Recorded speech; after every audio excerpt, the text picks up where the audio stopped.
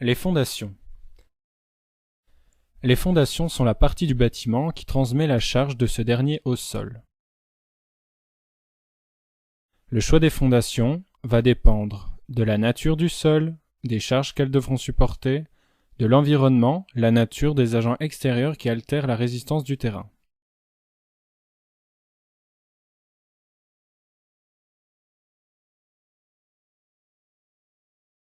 L'étude du sol. Elle va permettre de connaître la constitution du terrain.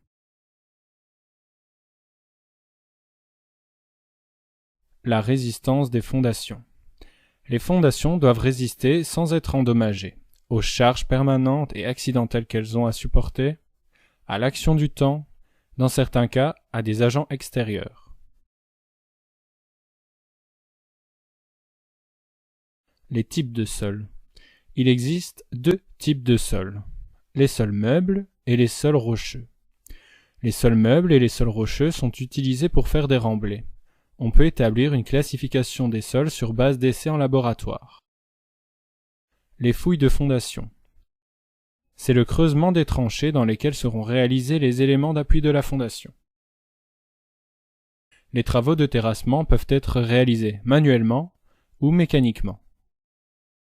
Les terrassements mécaniques, ils sont exécutés par des engins roulants permettant d'excaver, de niveler et de transporter la terre. Les terrassements manuels, l'homme, à l'aide d'outils manuels, intervient de temps en temps pour corriger les inégalités dues aux engins, les endroits inaccessibles aux engins, des petits travaux, réaliser les terrassements aux abords de câbles ou canalisations existantes enterrées. La mise hors gel. C'est la distance la plus courte qui sépare le pied de la fondation au niveau du sol. Nous savons que le sol contient de l'eau. Or, l'eau gonfle sous l'effet du gel, ce qui provoque un changement, gonflement, du sol. À l'inverse, le dégel provoque un dégonflement du sol.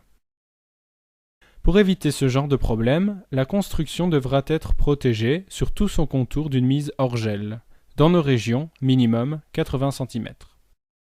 Cette règle doit être appliquée à toute construction, même modeste. Les types de fondations. On distingue deux types de fondations. Les fondations superficielles, elles reposent à la surface du sol ou à faible profondeur. Les fondations profondes, elles reportent en profondeur les charges transmises par les bâtiments. Les fondations superficielles. Le radier. Le radier de fondation désigne une dalle de béton mise en place sur toute la surface de la maison à construire. Il permet de répartir les charges de la construction sur le sol. La charge de la maison est répartie sur une plus grande surface que dans le cas des semelles de fondation. C'est donc une méthode utilisée lorsque la qualité du sol n'est pas suffisante. Le radier constitue une fondation solide et fiable. Un radier est relativement rapide à réaliser par rapport à d'autres techniques de fondation. Il n'a pas besoin d'être installé à une profondeur trop importante, mais tout dépend des résultats de l'étude du sol. Les étapes pour la réalisation d'un radier sont l'excavation du terrain, le sol doit être creusé un minimum afin de construire le radier sur un sol dur. La mise en place des canalisations, installation d'une couche de drainage, coffrage du radier, ferraillage du radier et coulage du béton. La semelle filante. Une semelle filante est une semelle qui est continue. Elle a une base plus importante que le mur qu'elle supporte. Si le sol n'a pas une résistance suffisante, on dispose les armatures dans la partie inférieure de la semelle en prenant garde de laisser un espace suffisant afin de respecter les conditions d'enrobage. Dans les terrains en pente, les semelles sont construites en gradins pour limiter le terrassement et l'utilisation d'un trop grand volume de béton. Un drain sera placé autour de la fondation.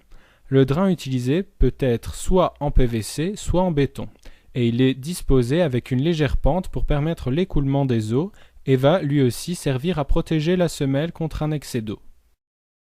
Les étapes de la réalisation sont creuser la tranchée, ferraillage, armature disposée sur des écarteurs pour l'enrobage, ferraillage des poteaux, raccord des armatures et coulage du béton. Fondation sur plot ou semelle isolée. Il s'agit de plots ou semelles en béton armé, coulés en général dans une fouille creusée dans le sol, souvent de dimension carrée ou rectangulaire. Parfois on place un plot en béton armé préfabriqué sur un béton de propreté à fond de fouille. Les semelles sont armées en fonction des efforts à transmettre. Si la semelle est la base d'une colonne en béton armé, l'armature de cette colonne doit être reliée à l'armature de celle-ci. Les étapes pour la réalisation sont creuser la fouille, ferraillage armature disposée sur des écarteurs pour l'enrobage, ferraillage des poteaux, raccord des armatures et coulage du béton.